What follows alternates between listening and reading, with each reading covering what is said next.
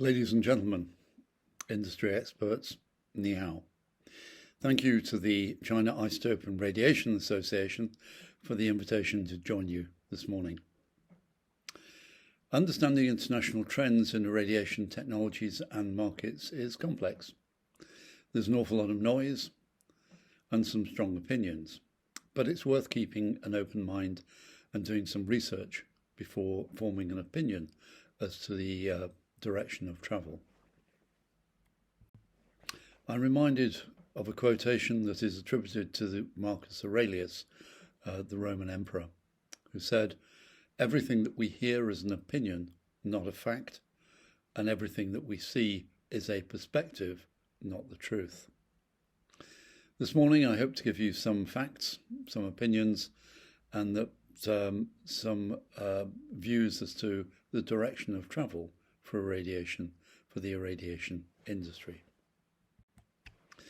The focus of the presentation is industrial irradiation as opposed to medical therapies, including blood irradiation.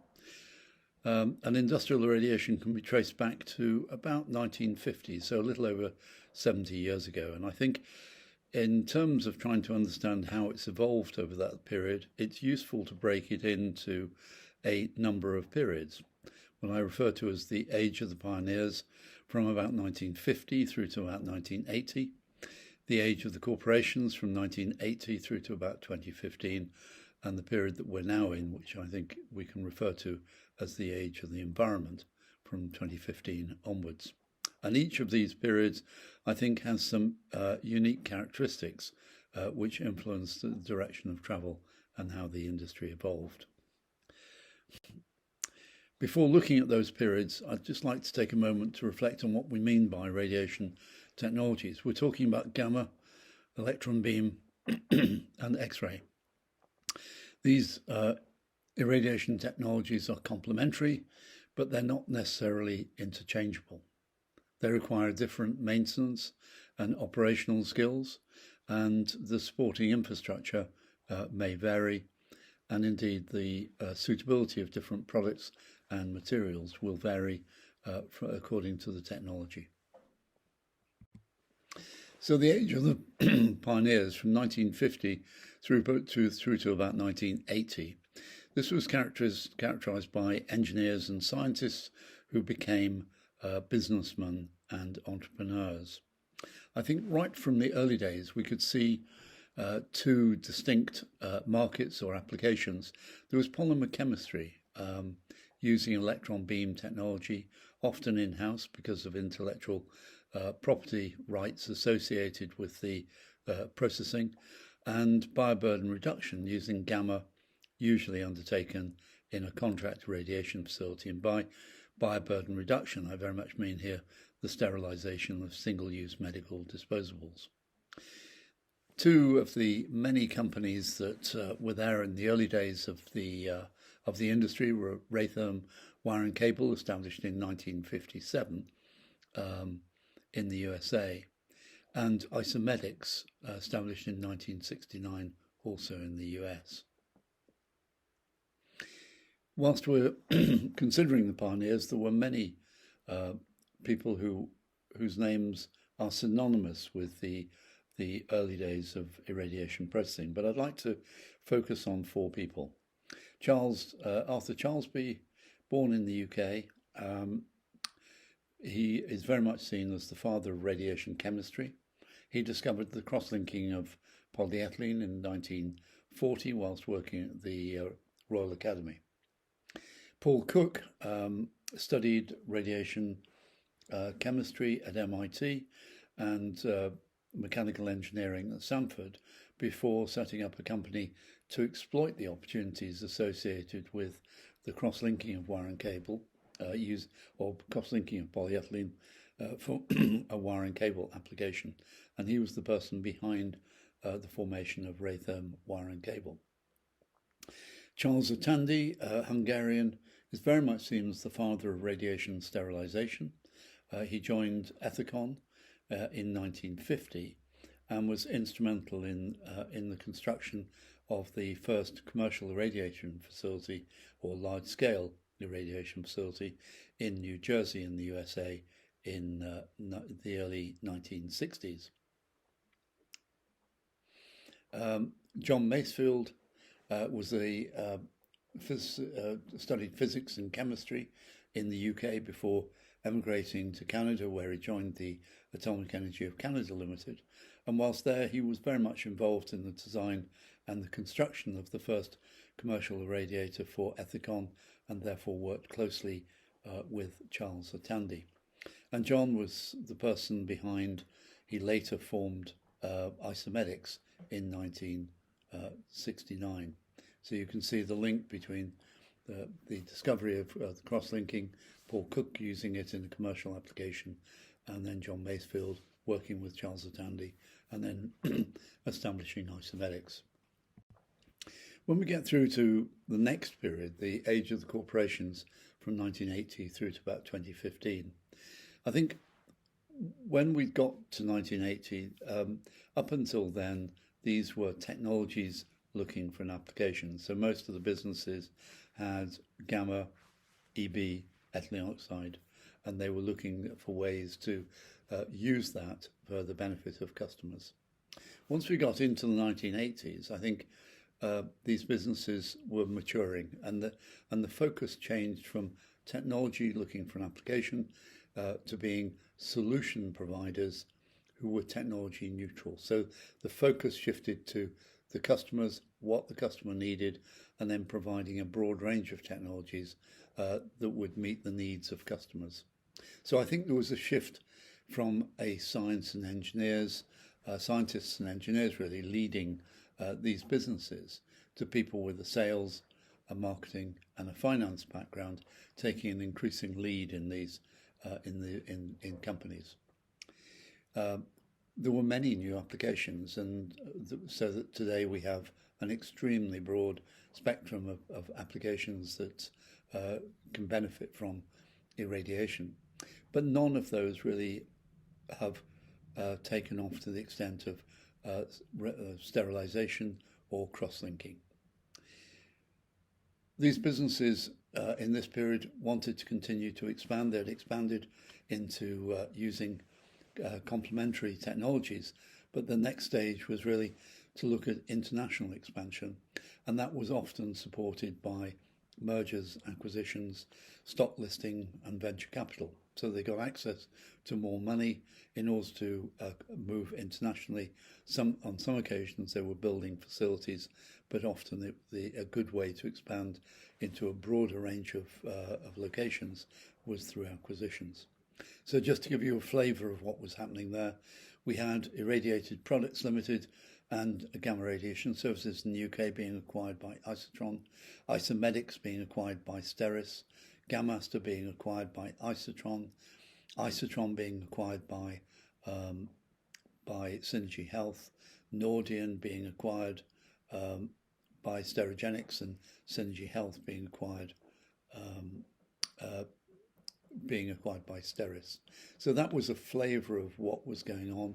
Clearly there were many other acquisitions taking place, but I think these key changes were very influential in the development of the irradiation in the period 1980 through to about 2015. From 2015, I think we've moved into a new paradigm, a new area, and the addition of often of new corporate considerations. So we hear a lot these days about corporate social responsibility, the responsibility of companies towards their workers, towards the locality where they're based, towards the environment, the region, the country, third parties and so forth, even their suppliers and their customers. The need to consider sustainability is very much something that is front and centre of people's thinking these days. Regulatory requirements have a growing impact on businesses and influence what they can do, what they can't do, what makes financial sense. I think there's also an a greatly increased focus on the environment, which brings with it both impacts and opportunities. But having said all of that, businesses don't survive unless they focus on cash flow, return on capital, and profit remain critical. If you're going to be making some of these major investments, they only stack up if you can consider those as well. So there's a very broad range of matters that companies are now considering, and it goes far beyond just looking narrowly at the application of a single technology and whether that's profitable or not, which would have been the case back in the early days. So what are the key trends in irradiation technologies today? I think certainly there's an acceptance of accelerator technology generally, and particularly for sterilization, where it's not really had a major presence until recently. I think there are capacity concerns in key sectors, and I'm thinking in particular of the healthcare sector, where problems associated with a lack of capacity in gamma and in EO is having an impact. I think there are new and growing applications. We've seen environmental applications, particularly a lot of these new applications are best suited to electron beam, and they're not necessarily at fixed physical locations. These might be going to the source of the problem. So whether it's to treat dyes and printing ink waste, whether it's exhaust emissions off power stations, or it's on reducing emissions in marine areas. There are many different applications that are coming forward. I think it's clear that nuclear and therefore gamma is not dead. That's contrary to what a lot of people think, but these are very much part of being environmentally sound, and I think they have a good future. Security, though, has been an issue really ever since 9/11, and certainly for the last 10 years or so.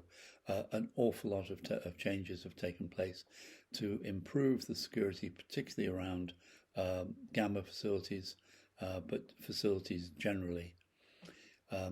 I think that the impact of geopolitics and terrorism shouldn't be underestimated. I mean, particularly, again, you could say, well, it focuses on the availability and the movement of radioisotopes and therefore gamma, but it's also been more difficult for countries to sell and to service and to support the installation of accelerators. So until pre-COVID, China was taking an increasing presence in supplying accelerators to the international market. That's reduced significantly and is much more focused now on the domestic market rather than the international market. I think it's also worth just thinking of where we are in terms of trends in radiation, and I want to look here. I'm focusing very much on the sterilization market. I think if we look back to 2021, we would often refer to the fact that ethylene oxide probably accounts for 50% of the market, gamma 40%, and other technologies, including EB and X-rays, as 10%. But if we think about what's going to happen between 2021 and 2035, the one thing we do know is that all of the trends are that the healthcare market is growing significantly, and numbers of 6%, 7%, and 8% have been achieved over looking back in the past, and there's every indication that the market will continue to grow at that sort of rate. So what does that mean for the various sterilization technologies? Well, if we assume that if at 6%, the absolute size of that market will grow, it'll more than double between 2021 and 2035. At the upper end of, if you're looking at 8% growth, then the market is going to triple in absolute size, in volume size, over that 14-year period. So it's somewhere between a doubling and a tripling of the market in size. So if we assume that by 2035, each of these technologies, accelerators, EB and X-ray take 1/3 of the market, gamma takes 1/3, and ethylene oxide takes 1/3. That would mean that the EBX, the accelerator market, needs to grow by a factor of 8 in order to get to that point. But that means that the gamma market has still got to double, and the ethylene oxide market would still need to grow by about 60%. So I believe that these markets, that yes, EB and X-ray will take a greater proportion of the sterilization market, but it's very difficult to envisage a situation where gamma and ethylene oxide won't have a significant presence in 15 years or by 2035. Because we already, just to get to this point, we'd have to see an 8-fold increase in the use of accelerators for sterilization. So what are the current perceptions of where we are today? Well, I think often you hear people say gamma technology is obsolete, that it's dead, that EB and X-ray is the future, that food irradiation is a huge market, and that only accelerators offer sustainability and environmental solutions. And I would like to challenge each of those. Gamma is obsolete, EB and X-ray are the only future, food irradiation is a huge market, and only accelerators offer sustainability. So the first, gamma's obsolete. Is gamma technically obsolete? I don't think so. I mean, there's no reason why, if it's available, people won't use it. It's no longer required by customers. No, I think the bigger problem is that customers either fear that it's no longer going to be available, or that it's going to that it won't be available in sufficient scale to meet their demand. Is it environmentally damaging? Well, I'll come back to this, but I don't think it is, compared to many technologies, environmentally harmful, and it fails to meet sustainability requirements. Well, on the basis that something that you're using today will no impact on its availability in the future. No, I think there's every reason to believe that gamma is environmentally sound, is sustainable, is required by customers, and is not obsolete. So what's causing this? I think there are two drivers here. One is a political view on security and a fear of radioisotopes, which is driving some of the political view, and therefore the funding of an opinion that the market will be constrained or restricted in some way, and its current inability to meet the growth requirements, particularly of the healthcare and sterilization market. And if we take a moment just to consider what really is happening in the supply of cobalt-60, which is probably key to this consideration, we know that today most of the cobalt comes from the CANDU reactors and from the RBMKs.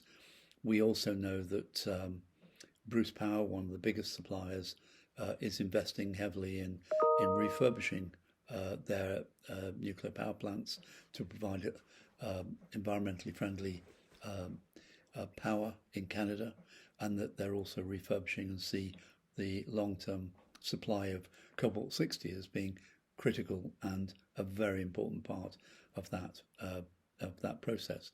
We're also seeing OPG bringing Darlington back into operation. Pickering is the planned closure has been pushed out for a period. We're seeing Nordion working closely with Westinghouse to see whether they can bring PWC reactors in North America, which potentially brings a large number of extra reactors, makes them available for the production of cobalt. In Argentina, the nuclear power plant was refurbished within the last 7 or 8 years, and it's now back producing cobalt. Some of the Russian LMPP facilities are closing, the RBMKs, but then there's new sources of cobalt coming out through Kursk and Solomensk. We're seeing in Romania some access to new facilities, and India, China are also continuing to produce. So I think when you look at that, what's also happening with Framatome and Exelon in Europe, there are many steps being taken to continue the availability of cobalt and, in fact, in order to increase the supply of cobalt. And that some of the tightness of supply has occurred really because a number of reactors producing cobalt today have been subject to refurbishment programs. The trends, EB and X-ray is the only future. EB and X-ray are certainly an important part of the future and the future growth of industrial irradiation. It is demanded customers, in some cases because it is technically better, in others because it helps to mitigate the risk associated with not having access to sufficient either gamma or EO capacity to meet their growth expectations. Is it environmentally superior? I'm going to come back to that, but I think the jury's out really, and in some cases it performs as well as gamma, but in some cases electron beam and certainly X-ray is not as good as EB or gamma. Meet sustainability requirements? Yes, it does. We've also got to consider about the source of the energy and whether that will be available in sufficient capacity to meet capacity requirements. What's happening to drive this? I think there's again a political motivation. It fits with what I said about gamma. It's also promoted very much by those who are investing in the technology. There's a number of instances where new entrants have come into the market because they see opportunity, and they're now urgently and vigorously trying to make sure that they ramp up the number of customers to meet their cash flow and profitability requirements. So they're often being used as a voice to promote it. So it's EB&X, certainly an important part of the future. Food irradiation is a huge market. Well, food irradiation has been known for decades, and in fact, even before setting up Isomedics, John Masefield, I think it was 1963, set up Irradiated Foods of Canada to process some potatoes. There was a very poor potato harvest in 63, 64, and that business failed within 12 months. Later, we can see examples of Shorebeam that's set up with lots of fanfare about how it was going to develop and open up the market and what it was going to do, only to fail a few years ago. And there was an actual. I think most people thought that this market would be unlocked following a joint expert report undertaken by the FAO, the World Health Organization, and the IEA back in 1980, which concluded that there was no toxicological problems associated with food radiation, and that it would deliver the requisite benefits. And after that, they even went as far as to setting up an organization called ECFI that was trying to facilitate and enable commercialization.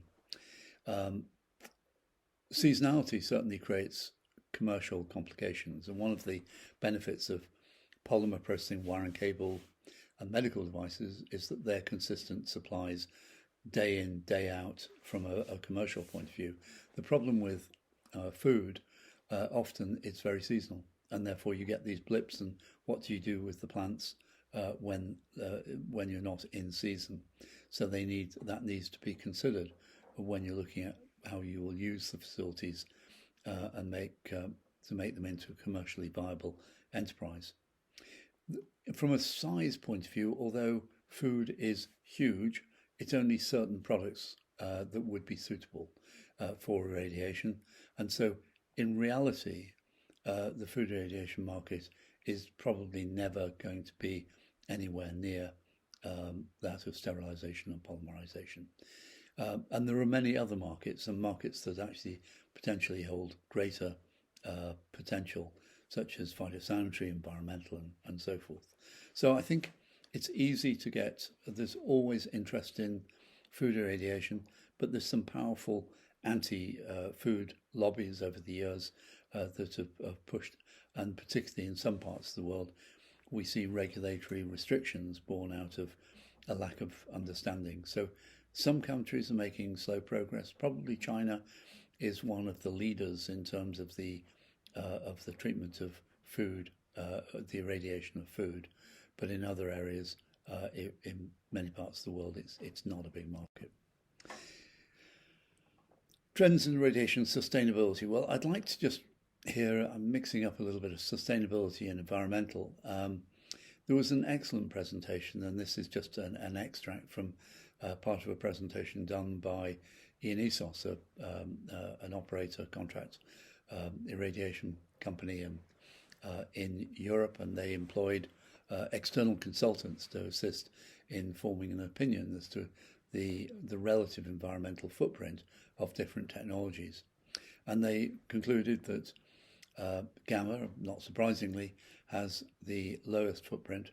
The electron, I beg your pardon, ethylene oxide has the highest footprint, and the EB and X-ray falls somewhere in the middle. And there is a fundamental difference here between electron beam. The energy conversion is pretty good, and if the electricity that it uses is generated using environmentally sound power generation systems, wind, solar, and so forth, then actually the environmental impact will be very low and potentially lower than gamma. But if you're using X-ray, where the efficiency is very poor, the energy requirements are very high, it's actually and it depends what the source of the electricity, if it's coming from coal-powered power stations, therefore the environmental impact combined with inefficiency is pretty high. Gamma, of course, the main environmental impact of gamma is not producing the cobalt-60, because that's a byproduct of generating electricity in a nuclear facility. It's the movement, the transportation, the production of the cobalt-60 in a form and moving it to the operating facility. So it makes logical sense that gamma is low, ethylene oxide is high, and that EB and X-ray has a variable environmental footprint. And I think all of them are well, certainly the irradiation technologies are sustainable. So what can we see in terms of trends? All the radiation technologies remain important. EB and X-ray will grow rapidly. I think there are several significant market opportunities, particularly for electron beam. Irradiation technologies are sustainable and environmentally sound when compared to the alternatives. But opinions vary, and opinions are not facts. There's certainly the reason that the view that I've just expressed isn't advocated everywhere and seen as the fact everywhere is, I think there's an awful lot of advocacy. There's an awful lot of public affairs representation in the UK. We had a thing called the Behavioural Insights Team, or which we refer to as the Nudge Unit, which is effectively government putting out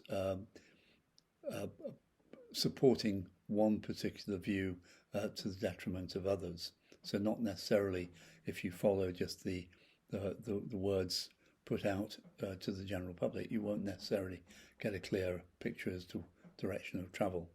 The opinions often follow the money. So if there's money being used to support a particular opinion, whether it's NGOs or anyone else, they can come out with particular points of view. And opinions are influenced by, I think, a desire to conform and to avoid challenge. So if you're in a medical device manufacturer and you're looking to sort of mitigate risk and make sure that supplies are available, it's comfortable sometimes to go to go with the flow and say, well, that seems to be the consensus opinion. Doesn't necessarily mean it's what's going to happen. Trends in irradiation. I think at this point we can say that there's great scope for further research and innovation, particularly in EB and particularly in X-ray. I think there is an expanding role for modelling and for AI. I think there's a lot of focus today on reducing exposure times in terms of efficiency to get more throughput. Whatever technology you're using, how can you achieve the desired result by exposing the product to lower doses of radiation or indeed less ethylene oxide. Investing in new technologies does require expertise, and I think that's one of the big challenges. If you just operated a gamma plant and then you're thinking about adding EB or X-ray, then it requires a different skill set. It may require you to go out and actually recruit new people to evaluate the opportunity, to work with suppliers and to run it afterwards. Opportunity to embrace new cobalt-60 production ideas. I think there's a lot. I've referred to the Nordian Westinghouse initiatives, and I think we can safely say that the amount of cobalt-60 available to the market should start to increase as we go through the next 2 or 3 years. So I certainly don't see it as being a big decline. And the need to improve energy efficiency, I think particularly of X-ray, which really does provide a viable alternative to gamma in terms of penetration and throughput and dose rate. But actually, its one downside is the energy, the conversion ratio, and the efficiency of energy usage. So I think contract operators would love to see that efficiency improvement addressed to facilitate an even greater investment in X-ray technology. I don't think we can always, gamma by its nature is a fairly simple process and therefore operationally fairly robust. Ensuring the reliability and the speed of repair, particularly of accelerator technology, is something that is critically important, and having the ability to perhaps have remote access for diagnosis and diagnosing problems and initiating repair cycles is important. And the opportunity to increase the number of accelerators is constrained to some extent by the limited number of suppliers and the time it takes to build these. So I think those are all of the things that industry needs to see happening to enable it to meet the needs of customers. There's lots of material out there. These are 3 publications that IIA has available on its website. Some are more detailed than others, some are reports, some are fairly high-level overviews of these things. But there's an awful lot of material out there.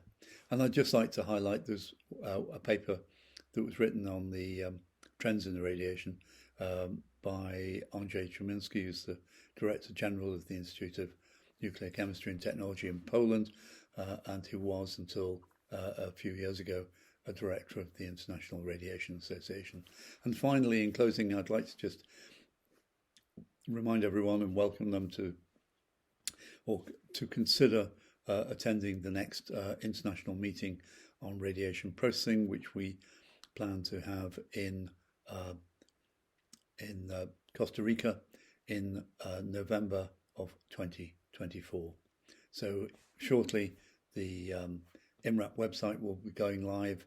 Newsletters will start to be published that highlight the details of the program and so forth. So with that, I'd like to close and thank you for the invitation to join you this morning. I hope you've found this interesting and that it contributes to your understanding of the evolution and potential developments of the technology and markets. Thank you and good morning.